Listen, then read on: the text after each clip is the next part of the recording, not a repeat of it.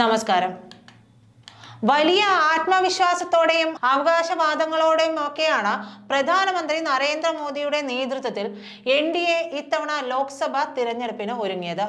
10 വർഷത്തെ ഭരണ നേട്ടങ്ങൾ ഉയർത്തി 400 സീറ്റിലധികം നേടുമെന്നായിരുന്നു മോദിയുടെയും BJPയുടെയും പ്രധാന അവകാശവാദങ്ങൾ.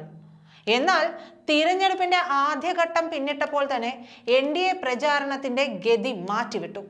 കോൺഗ്രസ് അധികാരത്തിലെത്തിയാൽ ഉണ്ടാകുന്ന ഭവിഷ്യത്തുക്കളായി പ്രധാനമന്ത്രിയുടെ പ്രധാന പ്രചാരണ ആയുധം. മുൻകാലത്ത് കോൺഗ്രസ് ന്യൂനപക്ഷങ്ങൾക്ക് വഴിവിട്ട സ്വത്തുക്കൾ നൽകാൻ ശ്രമിച്ചെന്ന് തുടങ്ങി ഇന്ത്യ സഖ്യം അധികാരത്തിലേറിയാൽ രാമക്ഷേത്രം തകർക്കുമെന്നതിലേക്ക് എത്തിയിരിക്കുകയാണ് മോദിയുടെ പ്രചാരണം. പ്രധാനമന്ത്രിക്കും BJPക്കും ആത്മവിശ്വാസം നഷ്ടപ്പെട്ടെന്നാണ് ഈ പ്രചാരണങ്ങളിലൂടെ മനസ്സിലാക്കേണ്ടത്. ഇത് തന്നെയാണ് പ്രതിപക്ഷം ആരോപിക്കുന്നതും.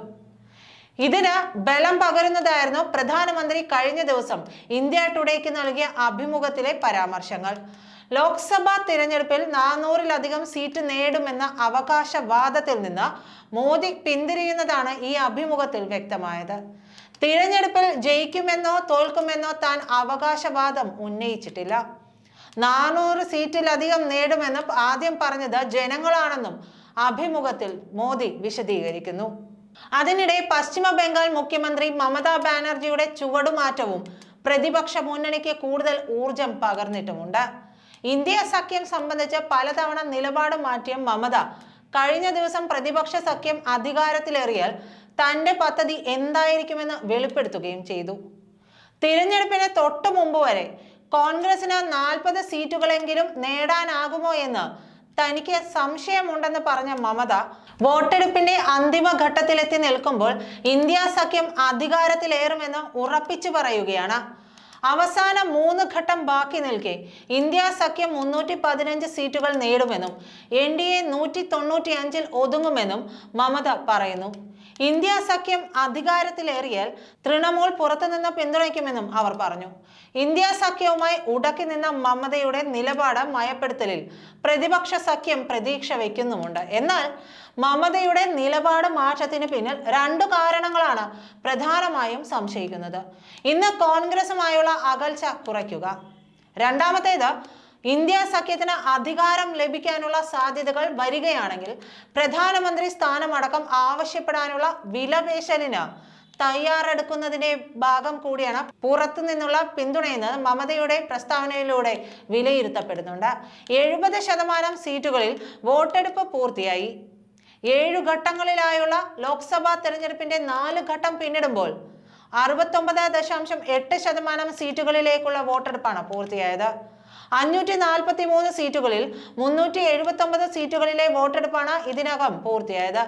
5ാം ഘട്ടമായ തിങ്കളാഴ്ച 49 സീറ്റുകളിലേക്കാണ് തിരഞ്ഞെടുപ്പ് നടക്കാൻ പോകുന്നത്. ആന്ധ്രാപ്രദേശിലെയും തെലങ്കാനയിലെയും വോട്ടെടുപ്പ് തിങ്കളാഴ്ച പൂർത്തിയായതോടെ ദക്ഷിണേന്ത്യയിലെ മുഴുവൻ സംസ്ഥാനങ്ങളിലെയും പോളിംഗ് പൂർത്തിയായി. ഇവയ്ക്ക് പുറമെ കേരളം, കർണാടകം, തമിഴ്നാട് സംസ്ഥാനങ്ങളിലെയും ലക്ഷദ്വീപ്, പുതുച്ചേരി സംസ്ഥാനങ്ങളിലേതുമായി 131 സീറ്റുകളിലേക്കുള്ള തിരഞ്ഞെടുപ്പാണ് പൂർത്തിയായത്. ഇതിനോടകം 19 സംസ്ഥാനങ്ങളിലെയും 4 കേന്ദ്ര ഭരണ പ്രദേശങ്ങളിലെയും തിരഞ്ഞെടുപ്പാണ് പൂർത്തിയായത്. ഇതുവരെ തിരഞ്ഞെടുപ്പ് നടക്കാത്ത ഹരിയാന, ഹിമാചൽ പ്രദേശ്, പഞ്ചാബ്, ഡൽഹി സംസ്ഥാനങ്ങളിലെ തിരഞ്ഞെടുപ്പാണ് വരും ഘട്ടങ്ങളിൽ പ്രധാനമായുമുള്ളത്. മഹാരാഷ്ട്രയിലെ തിരഞ്ഞെടുപ്പ് അടുത്ത ഘട്ടത്തോടെ പൂർത്തിയാകും. 7 ഘട്ടങ്ങളിലും തിരഞ്ഞെടുപ്പ് നടക്കുന്ന UP, ബംഗാൾ, ബീഹാർ സംസ്ഥാനങ്ങളിൽ ഇനിയും പകുതിയോളം സീറ്റുകളിൽ വോട്ടെടുപ്പ് നടക്കാനുണ്ട്. ഈ സംസ്ഥാനങ്ങൾ ഇന്ത്യ സഖ്യത്തിന്റെ ഗതി നിർണയിക്കും. പ്രധാനമായും ഇനി BJPയുടെ വിധി നിർണയിക്കുന്നത് ഈ സംസ്ഥാനങ്ങളാണ്.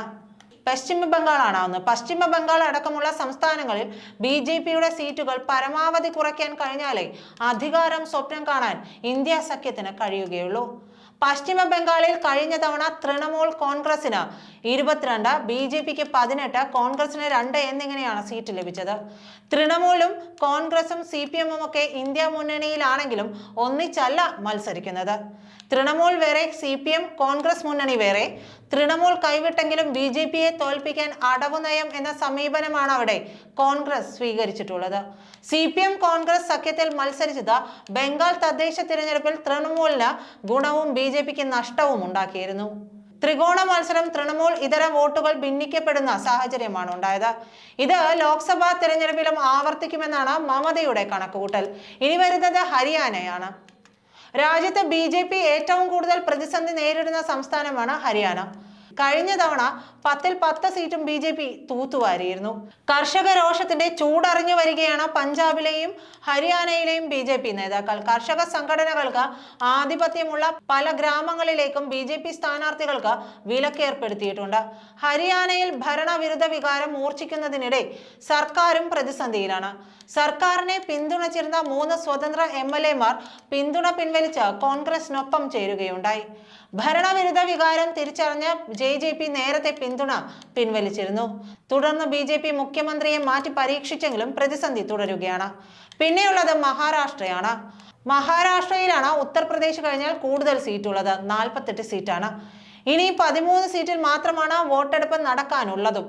കഴിഞ്ഞ തവണ BJP 23, സഖ്യകക്ഷിയായ Shiv Sena 18, NCP 4, Congress 1, IIMIM 1, സ്വതന്ത്രർ 1 എന്നിങ്ങനെയായിരുന്നു കക്ഷിനില. ഇപ്പോൾ സ്ഥിതി മാറി. ശിവസേനയും NCPയും പിളർന്ന് ഓരോ ഭാഗങ്ങൾ കോൺഗ്രസിനും BJPക്കും ഒപ്പം നിൽക്കുകയാണ്. പിളർപ്പ് കോൺഗ്രസ് മുന്നണിക്ക് ഭരണം നഷ്ടപ്പെടുത്തിയെങ്കിലും രാഷ്ട്രീയമായി നേട്ടമാകുമെന്ന് തന്നെയാണ് വിലയിരുത്തുന്നത്. ശരത് പവാറിനും ഉദ്ധവ് താക്കറേക്കും അനുകൂലമായ തരംഗം സംസ്ഥാനത്ത് നിലനിൽക്കുന്നുണ്ടെന്ന് NDA നേതാക്കൾ തന്നെ പറയുന്നുമുണ്ട്.